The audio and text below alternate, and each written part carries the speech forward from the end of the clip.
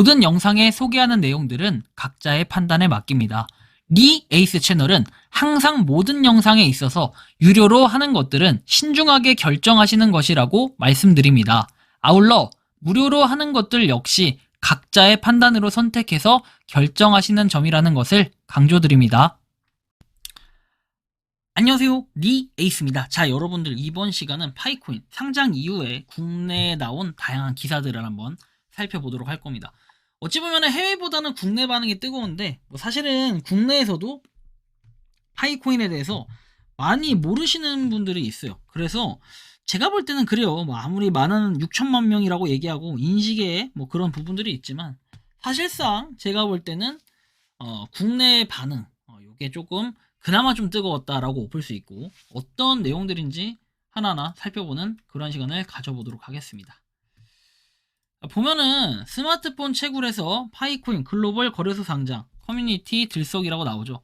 OKX 비트겟 거래 개시, 바이낸스는 상장 검토, 파이오니어 채굴자 4,500만 명 이상 확보해서 나오는데 다운로드는 1.1억 건을 돌파했대요. 6천만 명이 넘는데 약간 이 기사가 근데 가장 좀 디테일하게 나온 것 같아요. 자, 보시면 기대 반 우려 반에서 커뮤니티 파워 기반 흥행 기대, 상장 후의 피해 우려 제기 해서 나오는데, 파이네트워크 메인넷 출시, 글로벌 거래소 상장이 임박하면서 가상자산 시장이 들썩이고 있다. 커뮤니티 파워가 긍정적인 영향을 줄 수 있을지 주목이 된다라고 나오고, 파이네트워크는 20일 8시 해서 우리나라 시간으로 오후 5시죠. 같은 날 오전 9시 비트겟, 게이트IO 등에 상장이 된다.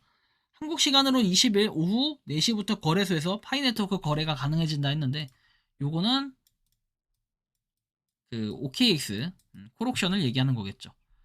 그래서 2019년부터 서비스를 이어왔고 쭉 내용이 나오는데, 자, 일단은 현재 확인된 파이오니어는 4,500만 명을 넘겼고, KYC 신원 인증을 마친 사용자는 지난 11일 기준 1,900만 명을 돌파했다.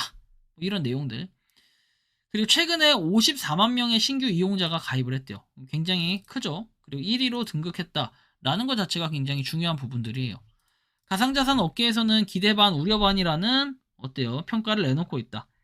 커뮤니티의 프로젝트 주요 동력이 될 것이라는 의견을 이렇게 말하는 분위기.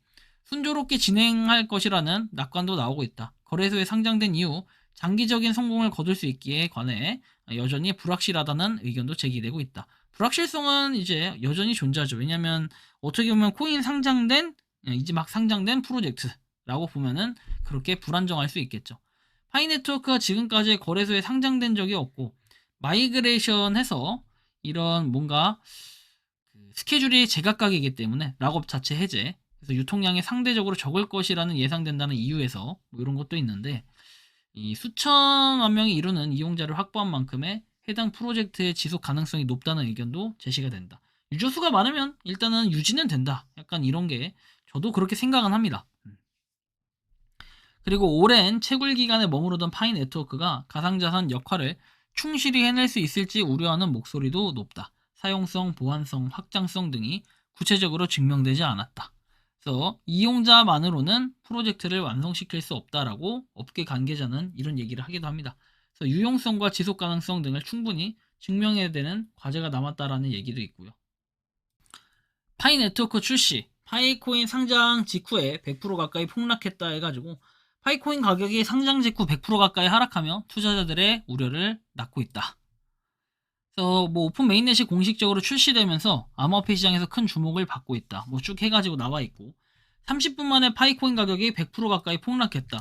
상장 직전 35달러에 거래되었던 가격이 1.5달러까지 내려가면서 초기 투자자들의 급격한 차익 실현이 이루어졌다. 일각에서는 추가 하락성을 제기하고 있고 0달러 수준까지 밀릴 수도 있다라는 이런 우려가 나오고 있기도 하대요. 재밌죠? 토큰 배분 방식도 주목할 만하다 해서 65%는 채굴 보상, 10%는 디액 개발, 그리고 네트워크 확장을 위해 할당이 됐고, 유동성 확보를 위해 5%의 예비 자금이 있고, 나머지 20%는 네트워크 개발을 담당하는 핵심 팀에 배분이 된다. 디앱 생태계를 조성하고 실질적인 유틸리티 확보를 할 경우 재평가될 가능성이 있다는 분석도 나온다. 메인넷 출시에 따른 초기 과열이 지난 이후에 지속 가능한 한 생태계를 구축할 수 있을지 관심이 집중된다. 전문가들이 경고한 3가지 위험성 요인 나오는데, 파이코인에 대한 위험성 요인을 국내에서 이렇게 얘기를 합니다. 보면 10만 명의 사용자가 테스트넷에서 메인넷으로 자산을 이전할 수 있게 된다. 쭉 내용을 보면은 OKX는 현물 거래를 개시했고 비트겟은 선물 거래를 지원한다. 맥스시 거래소는 파이코인에 대한 프리리스팅 거래를 시작했고 투자자들의 유입이 늘어났다. 근데 1.14달러에서 거래가 되고 있다. 이런 얘기들. 세 가지의 그 걱정은 이거였대요. 자, 초기 유통량 제한해가지고 가격이 급등할 가능성이 있지만 반대로 대규모 물량이 풀리면 가격이 급락할 가능성도 존재한다.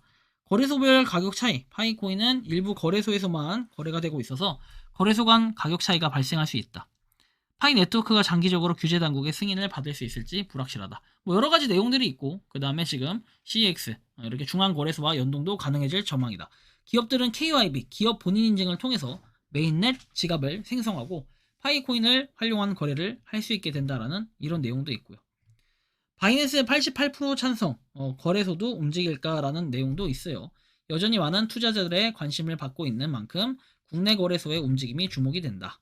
그래서 바이낸스가 최근에 파이코인 상장 여부를 두고 커뮤니티 투표를 진행한 결과 88%라는 높은 지지를 얻었대요. 어제만 해도 84%였는데 좀 많이 올라갔나 봅니다. 생방송 이후에 올라갔던 내용들이네요. 국내 거래소는 여전히 심중한 입장에서 파이네트워크의 법적 문제와 생태계 검증 부족으로 국내 거래소들은 보수적인 태도를 유지할 것이라고 분석을 했고 정식 메인넷 출시, 그 다음에 생태계 완성도가 충분히 검증되지 않은 상태다 해가지고 부담이 클 수도 있다. 이게 약간 요런 것 같아요. 제가 여기서 중간에 하나 개입해서 말하면 우리 KYC라는 게 지금 개개인이 할 수 있게끔 돼 있잖아요. 거기에 대해서 개인정보 보호 요런 것들 때문에 살짝 애매한 부분이 있어요. 왜? 우리가 홍채로 얘기할 것 같으면은 그 뭐죠? 월드코인. 우리 월드코인 어때요? 월드코인이 홍채 인식하면은 코인을 줘서 요것도 과징금을 부과했다고 했죠. 우리나라에서는. 그러니까 그런 걸 좀 생각해 보면은 약간 파이코인도 좀 여러 우려스러운 부분도 분명히 존재할 것이다라는 생각이 들어요. 변동성 속에서도 투자자 관심 지속이라는 이런 내용도 있고 파이코인 가격 급등락, 국내 거래소 상장 여부 주목, 그리고 국내에 거래소 뭐 상장 여부를 두고 촉각을 곤두세우고 있다. 그래서 모르겠어요. 국내에 과연 상장할 수 있을까? 뭐 이런 의문점들이 있는데 현재 봐서는 국내 거래소에 당장 상장할 것 같지는 않아 보인다. 이런 생각은 좀 하고 헤드라인 기사로 몇 개 나오는데 그렇게 크게 막 많은 내용이 담겨 있지는 않아서 일단 이런 거 703% 폭등, OKX의 가입 이렇게 방법은 그 다음에 파이코인 전일 대비 730% 상승 중 뭐 이런 내용들이 지금 나와 있다. 최근에 보면은 해외보단 여전히 국내 반응이 뜨겁다 정도도 알 수 있는데 여러분들이 생각하고 느끼는 이 파이코인 과연 국내 상장을 할 수 있을까요? 국내 반응이 뜨거운 만큼이나 해외보다는 국내에선 좀 더 긍정적으로 생각하는 건 아닌가. 개개인은 그렇게 생각했는데 어떻게 보면 기사는 좀 더 국내 거래소가 차갑게 상장을 할 수 없을 가능성을 좀 더 제시하고 있는 건 아닌가 라는 생각이 들기도 하는데 여러분들이 생각하고 느끼는 파이코인 향후 움직임은 어떨 것 같습니까? 자유롭게 여러분들의 의견 한번 댓글로 남겨주시면 좋겠다라는 말씀을 드리며 이번 영상은 여기서 마치는 걸로 하겠습니다. 도움이 되셨다면 구독과 좋아요 알림 설정 부탁드리겠습니다. 리 에이스였습니다. 감사합니다.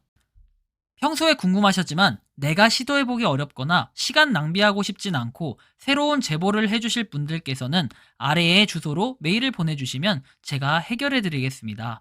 단톡방은 유튜브 검색창에 소통창구를 개설했습니다를 검색해주셔서 확인하시면 됩니다. 아울러 채널 멤버십 가입 시 다양한 혜택을 누리실 수 있으니 참고해주시기 바랍니다. 시청해주셔서 감사합니다.